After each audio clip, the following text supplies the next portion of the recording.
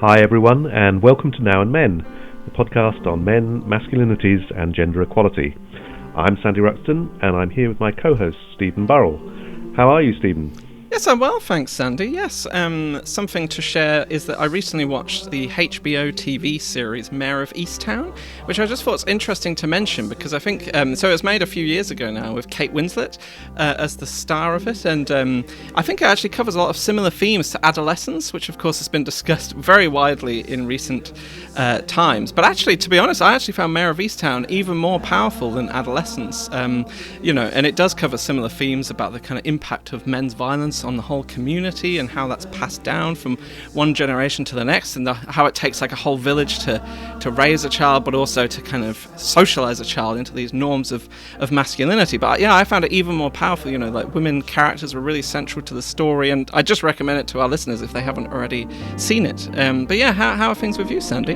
Well, I'm one of our listeners as well, and I haven't actually watched this, so I'll have to do that. But I'm fine, thanks, Stephen. We're going to talk today about the huge conflict around gender and masculinity in South Korea in recent times. And many of our listeners may be aware of the drive by successive South Korean governments since the 90s to redefine its identity and promote cultural exports globally, such as so-called K-pop and K-lit. But perhaps people are not so familiar with debates over gender equality there. And what's been happening is not so different from what's going on in some other parts of the world, particularly the US. So it's an interesting country for us to explore. Yeah, absolutely. So we're very lucky to have with us Myung Ryun Kim, also known as Goldie. And she's a gender trainer, educator on the prevention of gender-based violence, and an activist for gender equality and justice.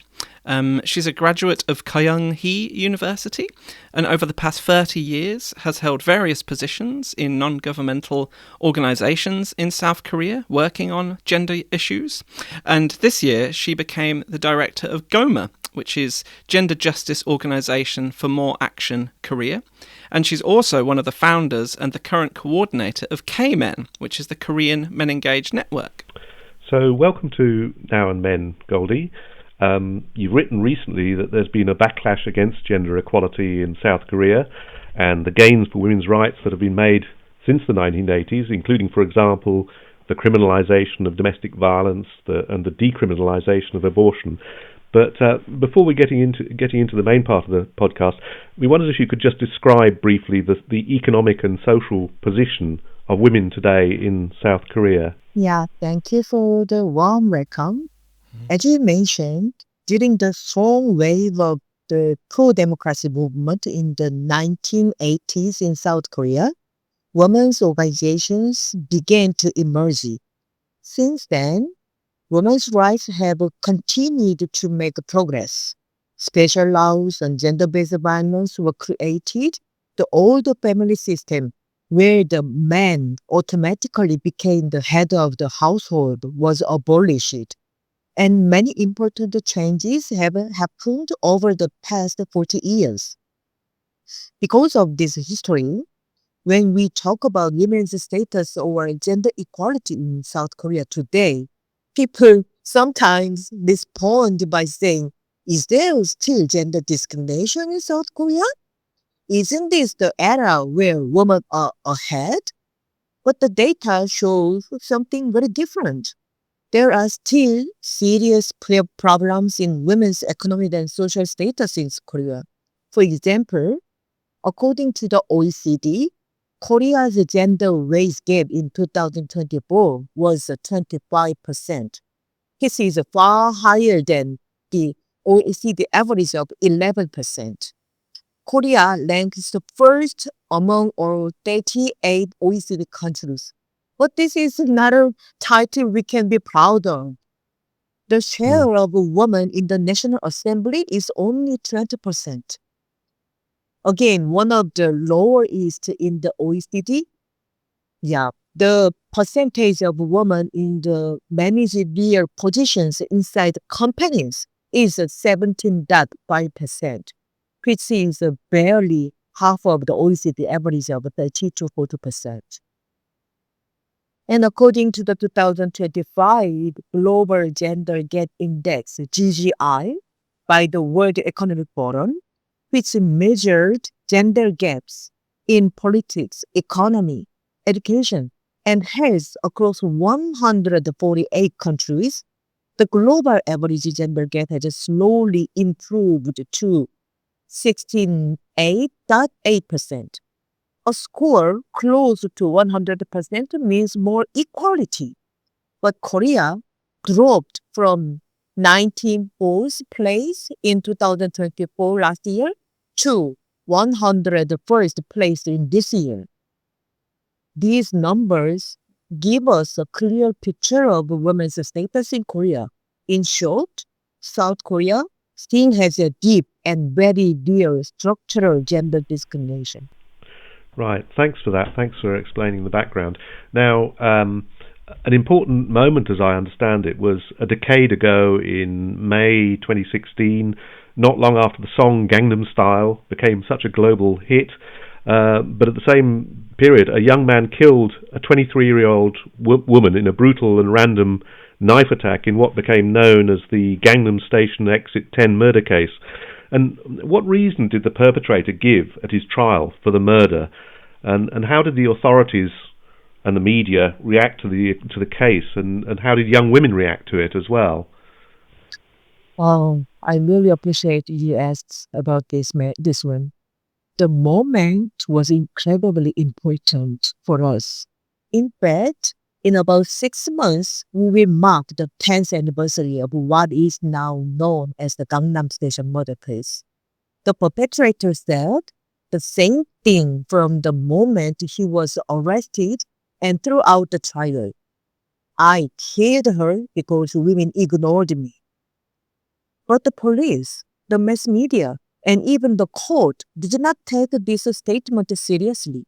They said he only said this because of his schizophrenia, and they treat it simply as a symptom of mental illness. However, young women, especially women in their 20s who were the same age as the victim, saw it very differently. For them, the statement, "women ignored me," clearly showed resentment toward women who refused his attention. And this idea assumes that women are supposed to accept a man's request for interest, that women have no right to say no. In other words, it shows a way of thinking that does not see women as a full human being with their own agency. Young women understood this as misogyny. Mental illness always reflects the social context of the time, I think. In the past, Korea lived under long period of dictatorship. During those years, the government wiretapped people without any limit.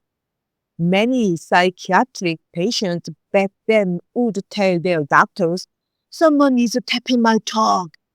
Once, during a live TV news show, a man suddenly ran into the studio and yelled, "Remove the device, that's bugging my ears. Someone is listening to me."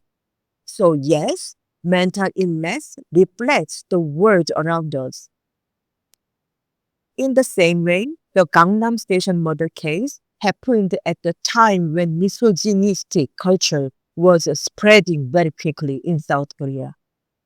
So when the perpetrator said, "women ignored me," young women recognized this as a misogynistic hate crime, not just a symptom of illness. This event pushed many young women to start studying feminism in order to understand what was happening.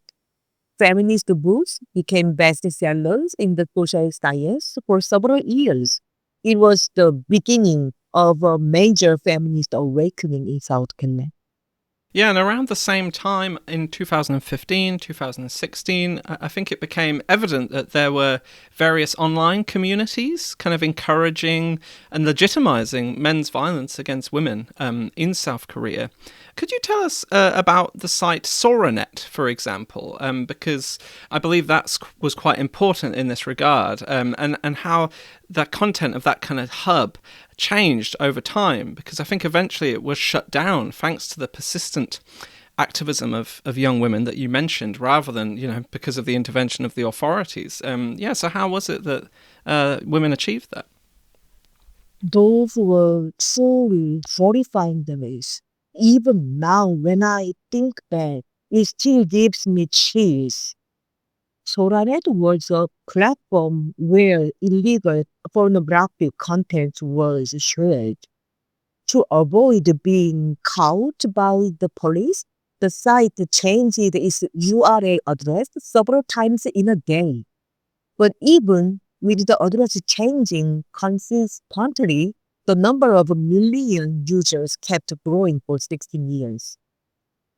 This was because Soranet had a very dangerous system for keeping loyal users.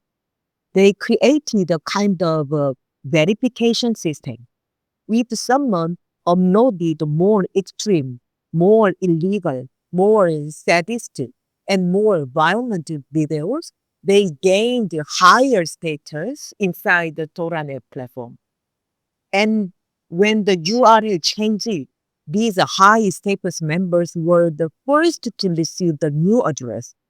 This system encouraged users to upload increasingly violent content.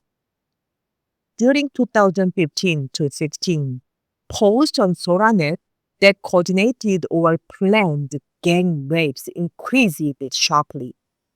One particular section on the Soranet site became especially infamous. It went like this. A man approaches a woman in a bar or a club, pretends to be friendly, and drinks with her. He makes her extremely drunk or secretly mixes the drugs into her dreams. Once she can no longer stand or move properly, he takes her to a motel and rapes her. After that, he writes the motel room number on her thigh, chest, or another part of her body with her own lipsticks from her bed, along with the number 1.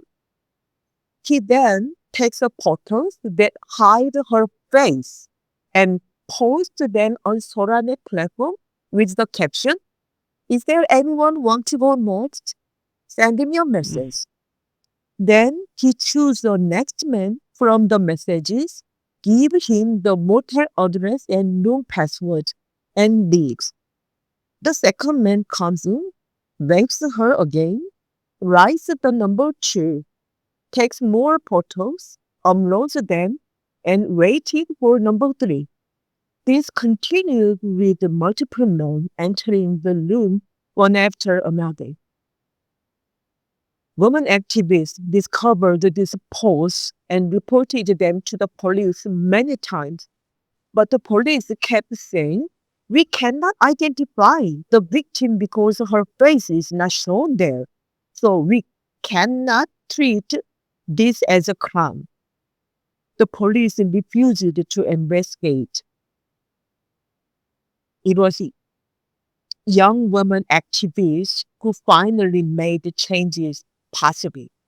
Despite the police ignoring them, they monitored the site every day, even though the post was sickening. When they saw a rape being planned, they pretended to be a man or none, found the motel, and actually went there to rescue the woman. When they found any detail that could help identify a victim, or when a victim released a photo of herself and asked for help, these young women activists accompanied her to the police and supported her. Most of these young women did not originally know anything about computers or IT techniques. They taught themselves digital tools, received no any salary, organized themselves into a group, and did the work anyway.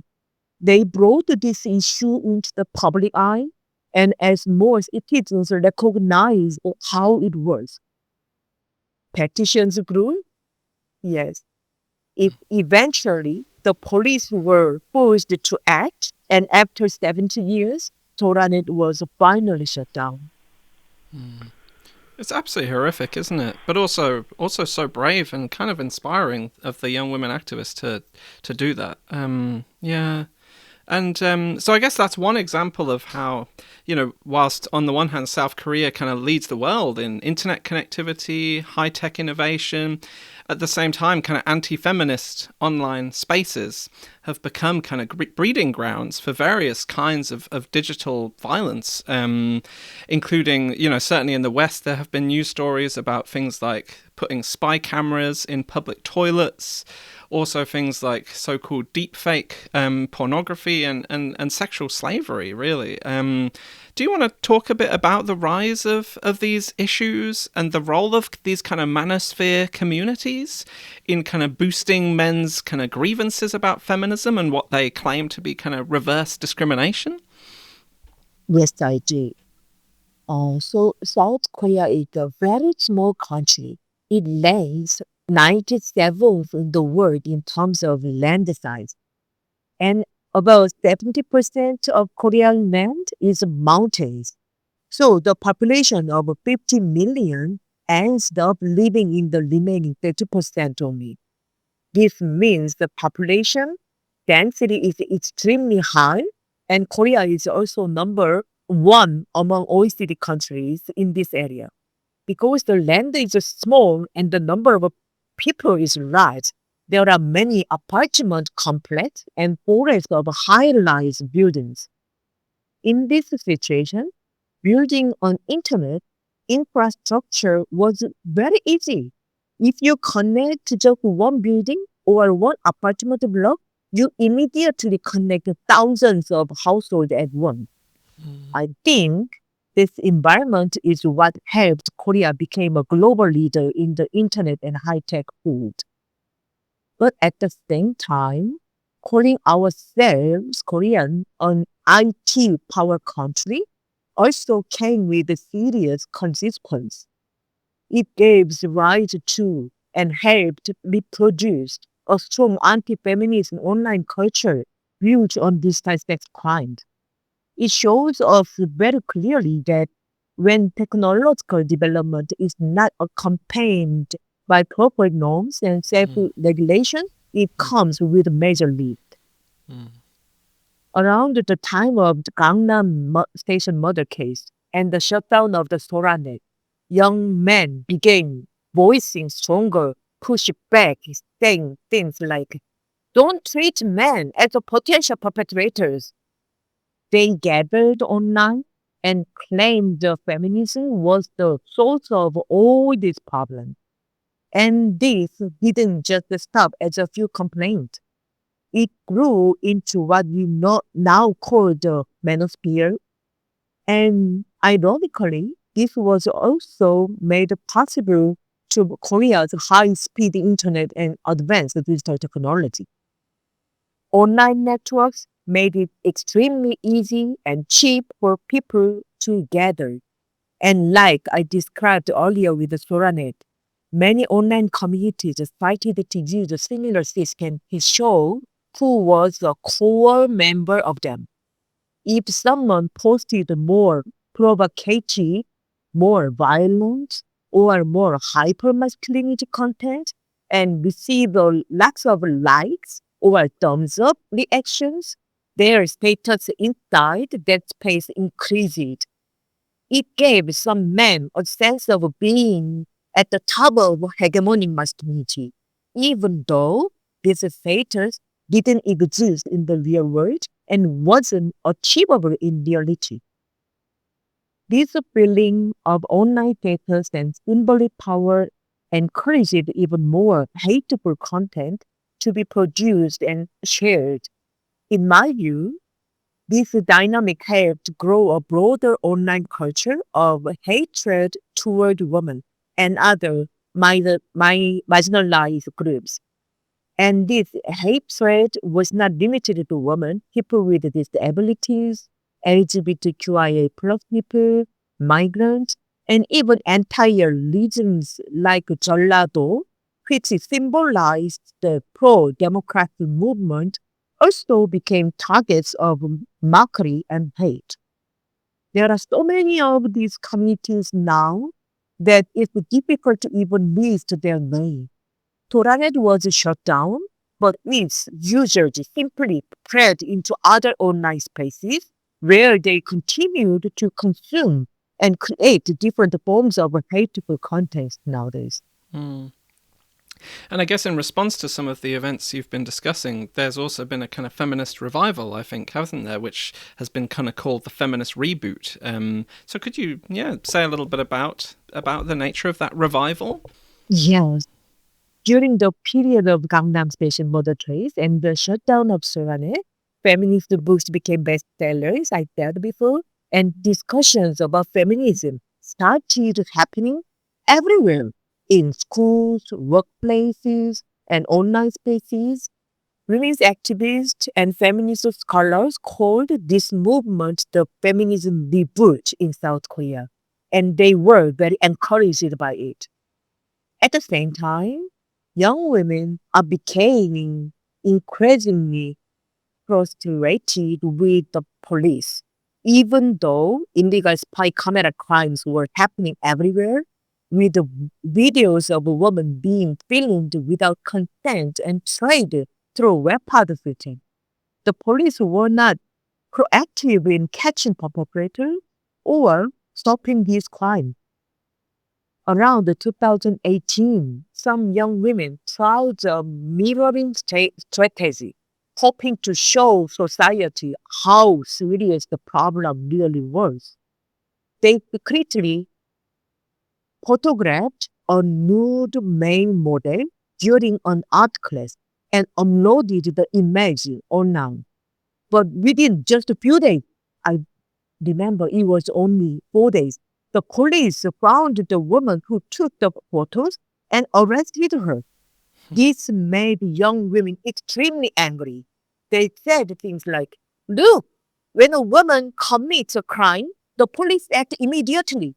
But when we were secretly filmed for years, when our bodies were bought and sold without our consent, why did the police do nothing? Why couldn't they catch the criminals? They didn't fail. They just simply didn't act. This message spread quickly among young women, and the frustration grew into a massive street protest called Uncomfortable Courage. This uncomfortable courage movement mobilized a number of participants that no any women's organization had ever achieved in the previous 40 years. Across the 6 protests, the total number of participants reached 450,000 women on the street. It was incredible, a completely volunteer-driven movement organized by young women who had no office, no formal organization, and no funding, no any budget, only online networks. However, the uncomfortable courage protest had one rule. Only biological women could participate. Even men supported this issue, as well as transgender people, intersex people, and non-binary individuals were not allowed to join. Their idea was to go one step further from mirroring and focus only on pure women. But honestly, to me, this was concerning. What does a pure woman even mean? Women who act like women? Women who have a uterus? People who menstruate? If these are the criteria, then simply being born as a woman became a problem. And all men automatically became perpetrators. I don't think the issue comes from biological differences. The real problem lies in gender norms and hierarchy and power relationship. I believe this exclusionary approach pushed many young men away from public discussion spaces and drove them deeper into anonymous online communities where they express anger and spread misogyny instead of engaging in open dialogue.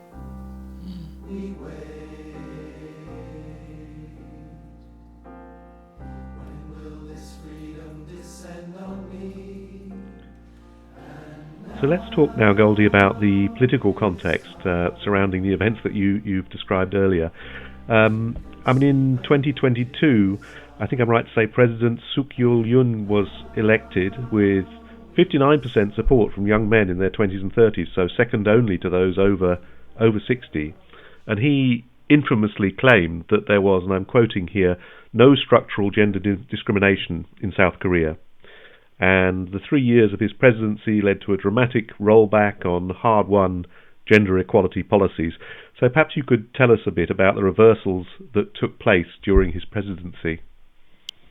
Yes, there were so many setbacks that it's harder to know where to begin. After he was selected as the presidential candidate of the Conservative Party, he announced the campaign pledge to abolish the Ministry of Gender Equality. He also said there was no more anymore torture, gender discrimination in South Korea. It sounded as if centuries of patriarchy and decades of feminist struggle had disappeared overnight. Because of strong opposition from women's organizations and the opposition political parties, he could not formally abolish the ministry.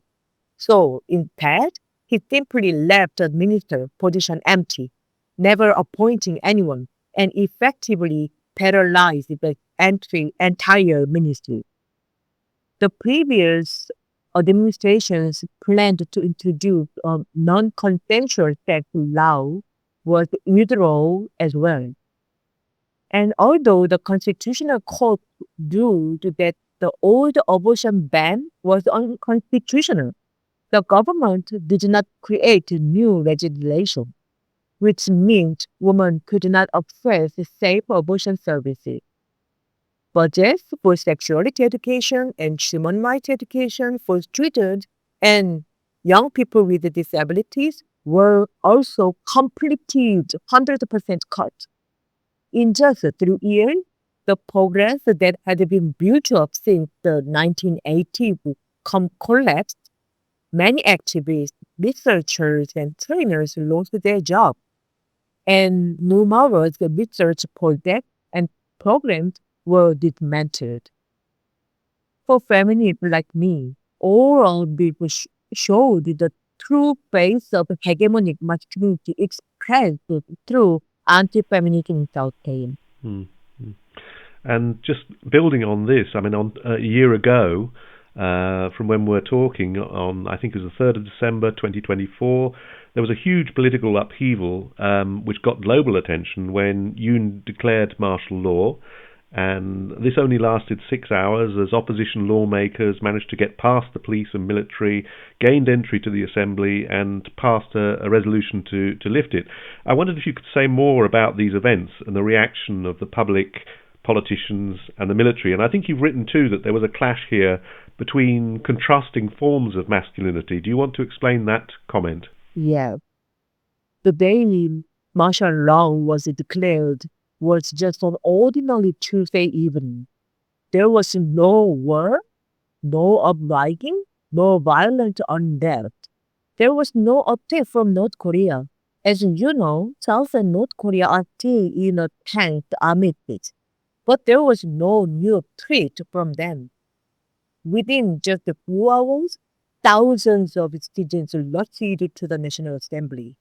Opposition lawmakers climbed over the walls, entered the main chamber, and passed the resolution to lift the martial law.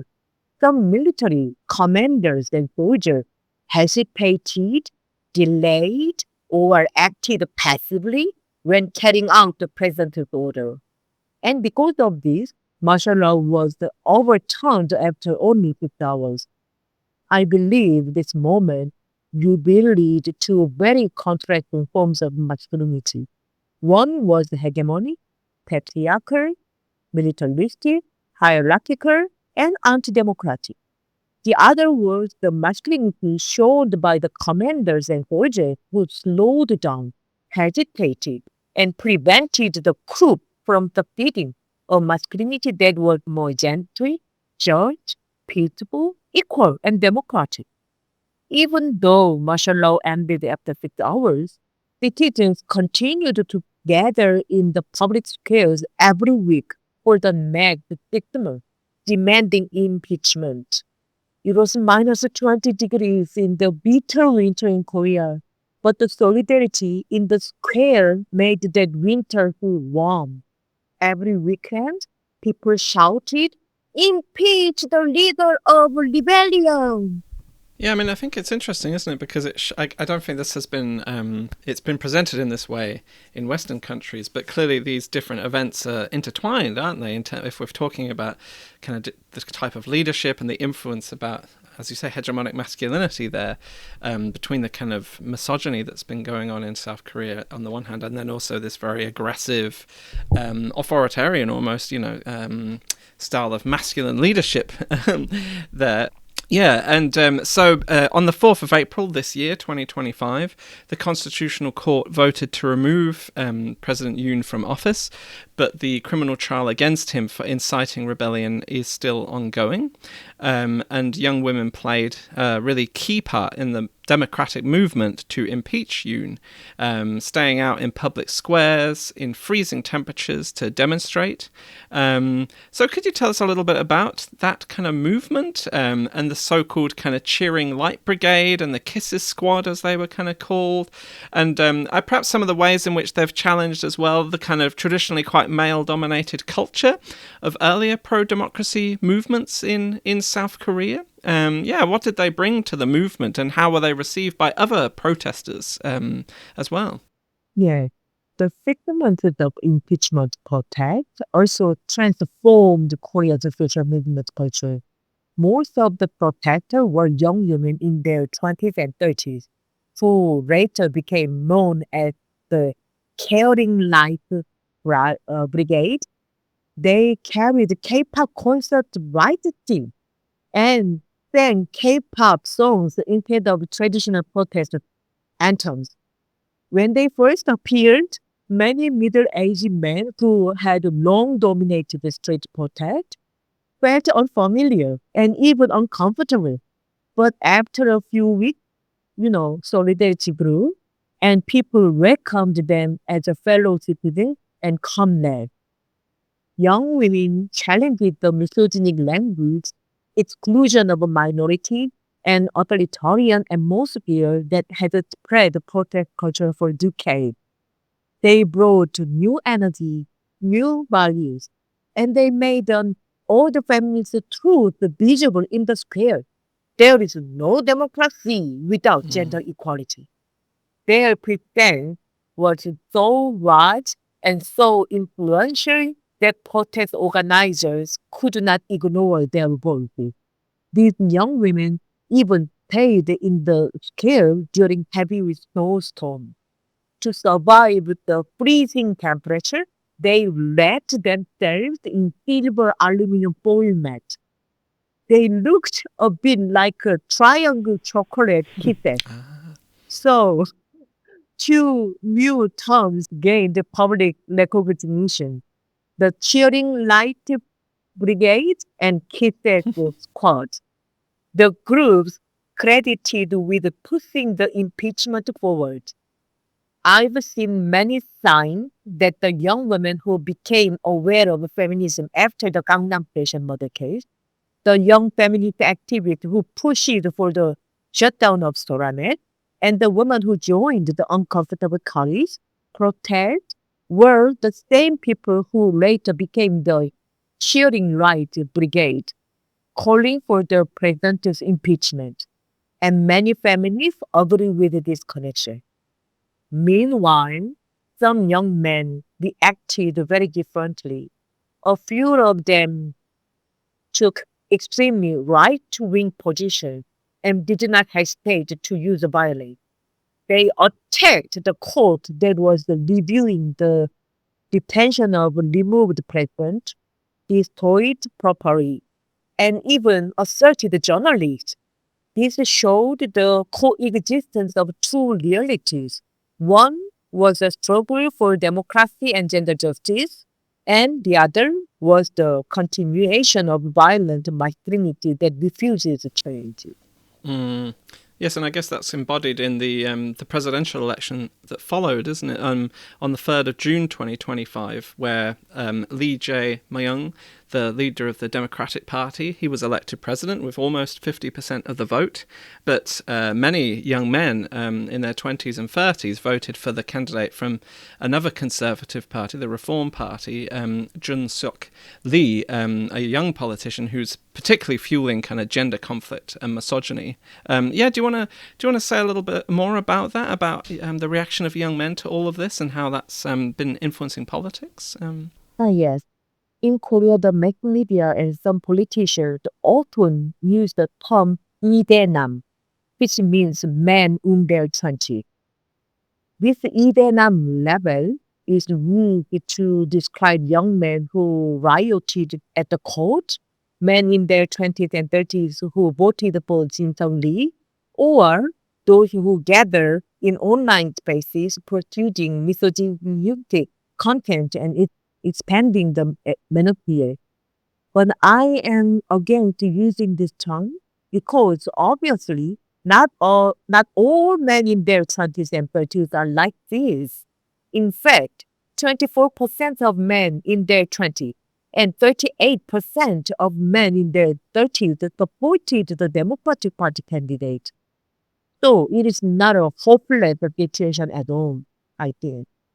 If we keep using the term 이대남, we erase 1/3 of men in their 20s and 30s who did not support misogynistic politics.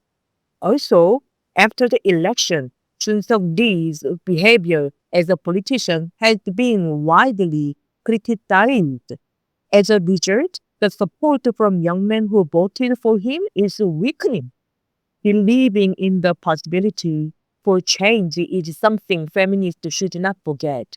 We also see young men who are beginning to understand feminism as a tool for their own liberation. They are forming groups and expanding their activity. Many of them are working to connect with the teenage boys, and I believe this will happen a positive impact in the next 10 years. Feminists in Korea, including myself, are supporting these young men whose voices are not yet the mainstream so that their pro-feminist perspective can be heard clearly and publicly.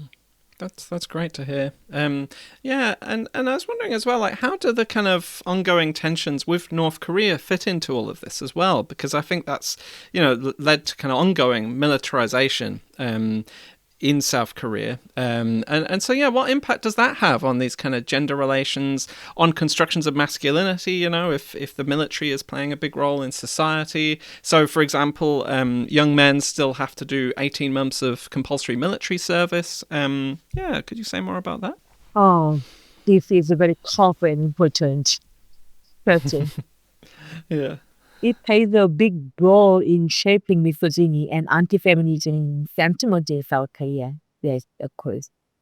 As a gender trainer, I meet many teenage boys and young men in their early 20s, students, men preparing for military service, and men who have finished the service and are struggling to return to normal life. They often speak about this topic with a lot of anger and resentment, saying, this is a discrimination that only men have to serve in the military. And this frustration became fuel for misogynic culture. Whenever I hear this, I ask them a simple question. Are you angry because the military is such a good place and you feel sorry that women can't join? Or are you angry because you don't want to go there? The answer is always brilliant. In Korea, being drafted and spending almost 2 years in the military is not something men want. It's something they are forced to do.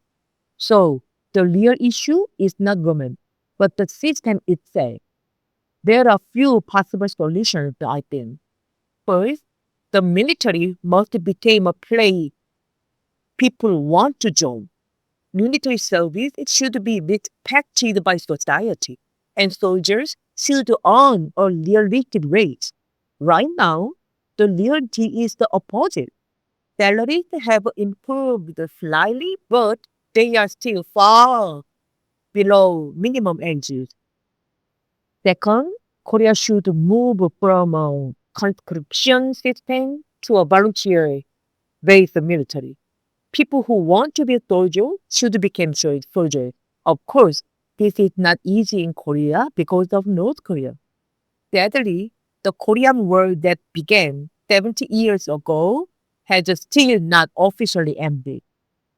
But workplace today look completely different from 70 years ago. We no longer live in a time when large numbers of soldiers fight hand to hand. We live in a time of advanced technology and strategic warfare. So Korea needs highly trained professional soldiers equipped with advanced technology, not an entire generation of young men forced into service. This means we need reforms so that both men and women, anyone who chooses to, can become professional soldiers. There's no need for 85% of men in their 20s to be drafted.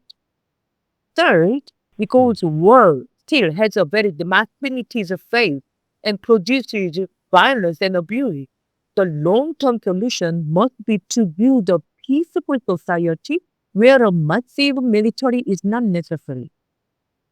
So I often say to the boys and young men I meet, let's think together about what needs to change so the military became a place people want to go.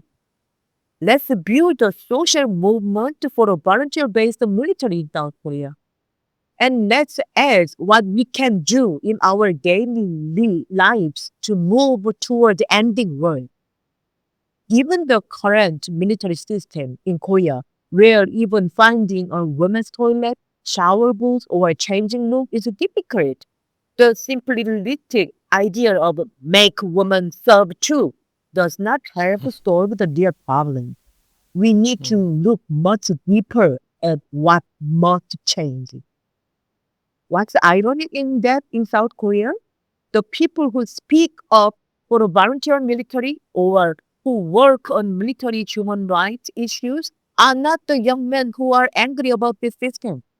They are feminists, scholars, researchers, activists, and human rights advocates. That's such a fascinating answer, Goldie. And, you know, I mean, we often return to the topic of militarism and the role of the militaries.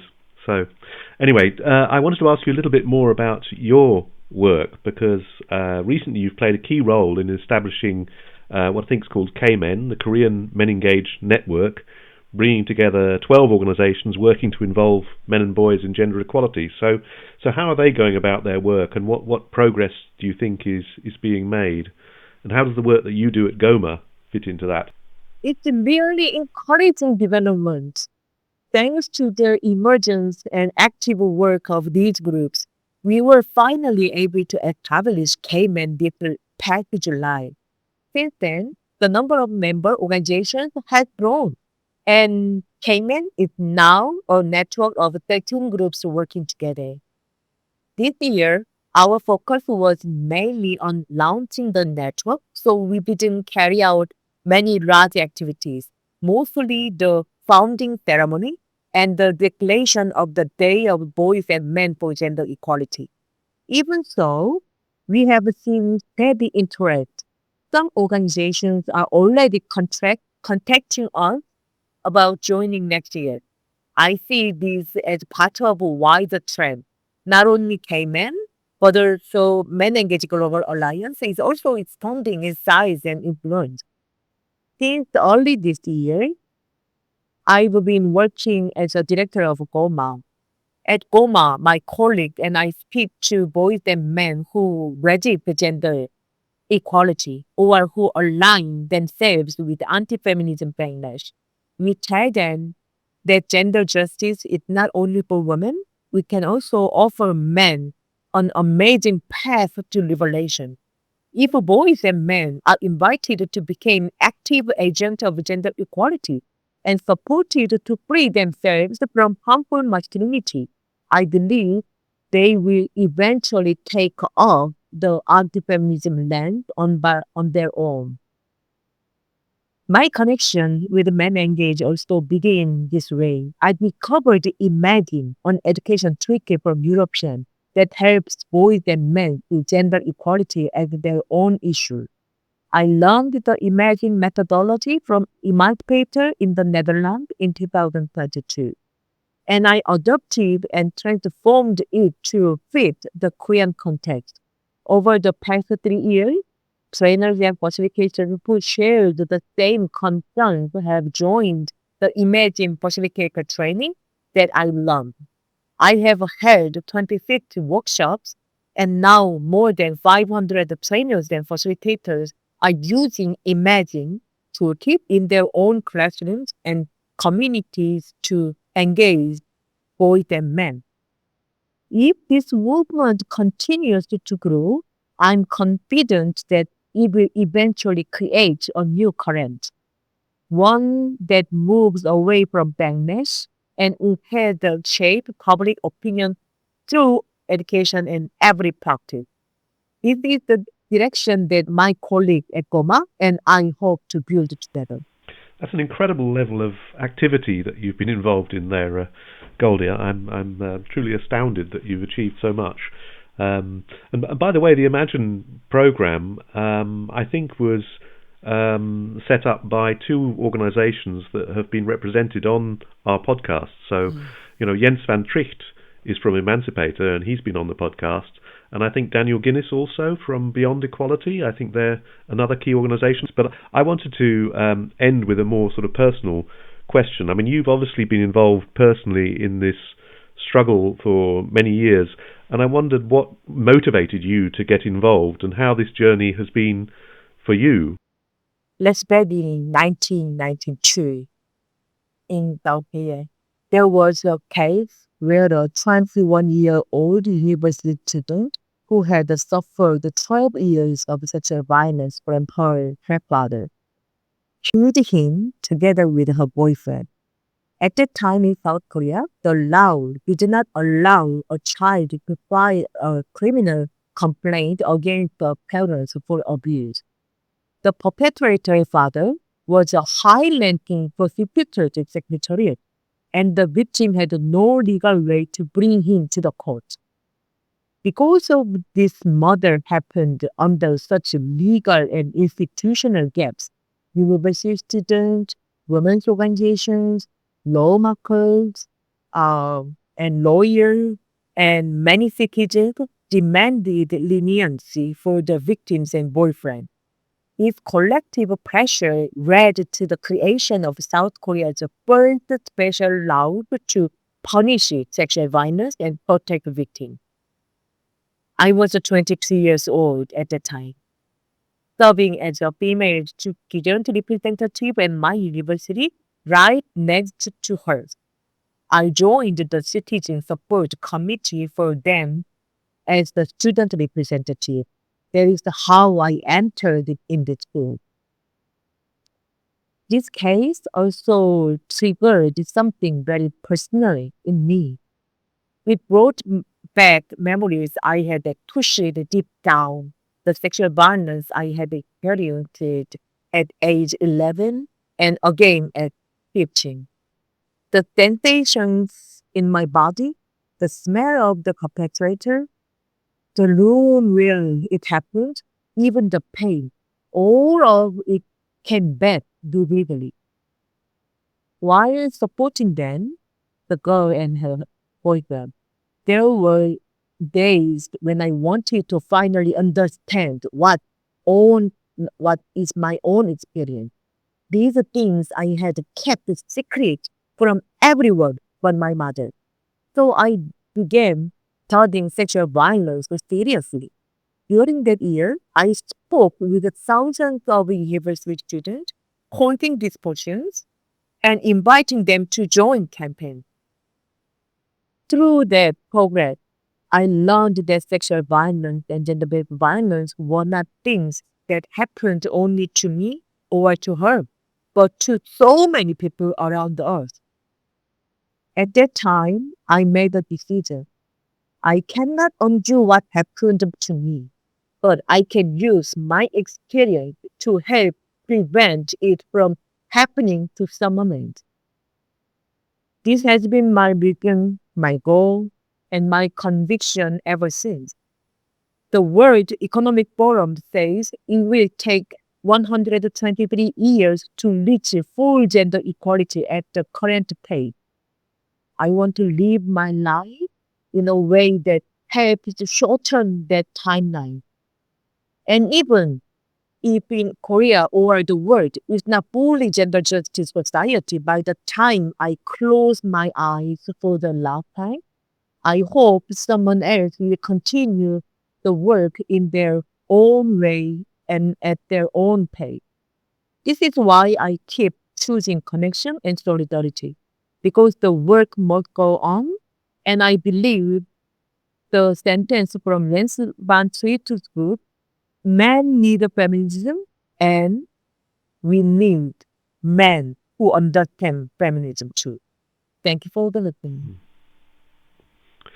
Oh, thanks so much, Goldie, for talking so openly, so honestly, both about your own experience and also about all the events, incredible events that have been happening in South Korea.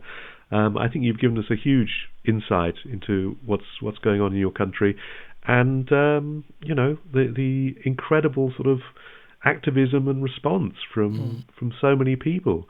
I find it very moving talking to you and hearing you talk about the situation. So thank you. Yeah, and your positivity and your hope and belief in change, even after all these difficult experiences and working in this field for so long, it's really inspiring and motivating, I think, for all of us to keep doing this work. So thank you.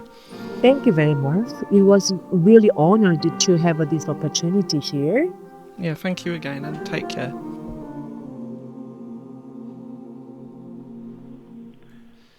Well, there were so many extraordinary things about that interview, weren't there, Stephen?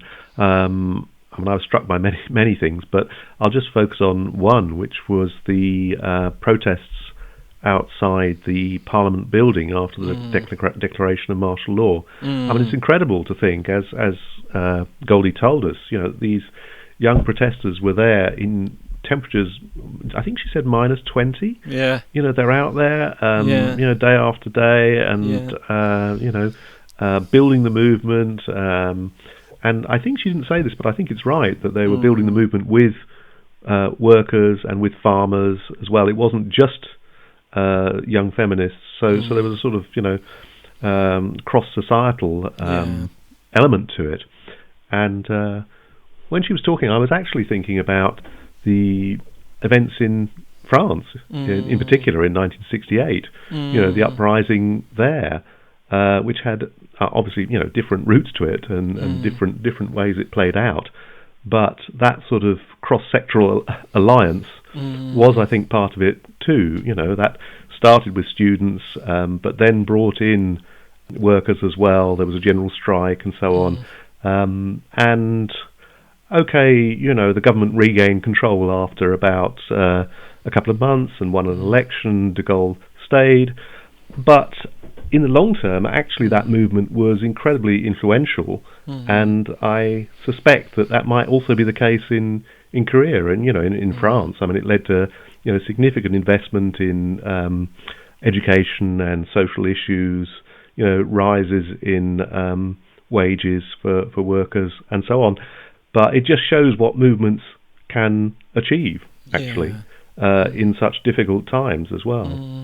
Yeah, and like the power of solidarity, doesn't it? Like, I think that was a key theme for me from talking to Goldie, was like, the the power when women and men actually come together and work for a more equal society. And I guess on the flip side, at the moment, like in terms of issues of backlash and things, that, maybe some of the kind of far right conservative forces are really seeking to create division there, really, aren't they? Between, in terms of gender, for example, creating this sense of resentment and grievance among young men. I mean, I was thinking as well about some of the, I think a big theme in a lot of kind of South Korean culture, certainly some of the biggest films and TV shows that we might be familiar with outside of South Korea, like, thinking about Squid Games recently, for example, on Netflix, or the film Parasite, really highlighting the stark wealth inequality in South Korea, like huge entrenched inequality there economically. Which has no doubt fed a significant sense of precarity and insecurity and, alienation and dissatisfaction among many young people. And I guess maybe for lots of young men, that's maybe being channeled in these quite reactionary directions, right? And that women are, I guess, like scapegoats like women or feminism are being used as an easy answer to lots of the kind of struggles that young men are going through. And I think you can see resonance with that in lots of countries, can't you? Like in the UK with the Reform Party, or in the US with Trump, that these real social inequalities, that scapegoats, whether that's migrants or whether that's feminism, are being used to provide very simple answers to the problems people are facing, when actually that solidarity is surely what actually is going to be able to address any of these issues for us, really. And what's been going on, particularly in the US, I mean, it has this... resonance with what we've been discussing about South Korea, doesn't it, really? Exactly. I mean, not just in terms of reaction of young men to, gender equality advances, but also in sort of, in policy terms. I mean, attacks on institutions, attacks on abortion rights. There are many areas which are actually similar, interestingly enough. So we do live in rather a connected world.